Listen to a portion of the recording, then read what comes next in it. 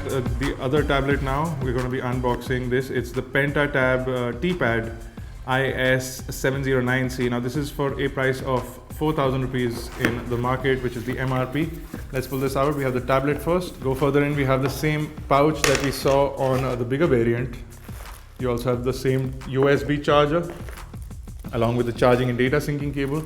You also have a host cable which will convert a mini USB to a standard female USB so that you can connect your dongle, and you also get documentation including your IMEI stickers, your getting started manual, etc. inside the box. So that's everything. Let's take a look at the tablet itself. So this is the PENTA T-Pad 709C. Now this again has Android 4.0. You have a 1 GHz Cortex A8 processor. You have 512 megabyte of RAM. You have 4 GB of internal storage, which is upgradable. And you have a 0.3 megapixel front facing camera, no rear facing camera on this one, and you can use a 2G or 3G dongle with this. You can see it has a 7-inch capacitive touchscreen which has an 800 by 480 pixel resolution. You have hardware buttons over here, so a back button, menu and home button over here as well. The microphone is just underneath the camera, nice location for the microphone. And on the right hand side you have the power button. You also have the charging port or the data connection port, which is a USB. You also have the headphones out, and you have the T-Flash, which is the micro SD card slot over here. You have a reset button on the back along with the logos, and the speakerphone grill on the top of the tablet in this wedge over here. Nothing on the other three sides of the tablet. Let's go ahead and power it on and see what the interface looks like. Okay guys, so it's time to power it on, and you can see the standard lock screen over here. It's the ice cream sandwich lock screen. So if I scroll left, it'll go to the camera. If I scroll right, it'll unlock the device. Once you unlock it, you'll see that just a couple of widgets are pre-loaded onto the tablet. You do have a sort of power control, a clock over here, a news widget. You have the camera app also on the top, but you can customize this according to your requirements.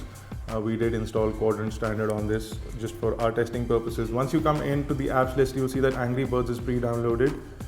You also have something called an APK installer. You have Documents to Go, Fruit Ninja pre-installed. You also have something called FX, an ebook reader. You also have an email client. You have something called Movie Studio, which is pre-installed onto the tablet. Apart from a Pentel application, the Google Play Store, which allows you to download several applications from the Google Play marketplace, and you have Skype pre-installed amongst Google applications like YouTube, Google Search, Latitude, etc. If I quickly jump into the browser, I'm going to load up iGyaan.in, and it's also going to give you an opportunity to look at the keyboard. So I'm just going to quickly go into iGyaan. So load up the full website over here. So it loads up the full website in the full width of the browser, which seems nice. You also have Google Chrome installed, which is slightly faster than the stock browser. But since I would like to show you guys the stock browser, you'll see that it's slightly more responsive than the other tablet from PENTA, which is with the SIM card again, but it's nowhere close to being exceptionally smooth in terms of kinetic scrolling or pinching to zoom in, etc.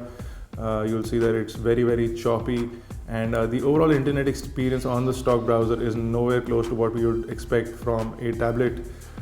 However, you do get that option of installing several other browsers from the marketplace. Again, you can see we can switch from portrait into landscape, and if I quickly tap on the bar over there, you'll see that the keyboard also pops up in portrait. Shifting into landscape, you'll see that the keyboard also shifts into landscape, which is fairly nice. You do also have a voice to text, which can be used for search or for quickly converting voice to text once you do have the ability to hang on to it. I'm also going to quickly go into YouTube application and load up a video for iGyaan so that I can quickly show you guys how video playback is on this tablet.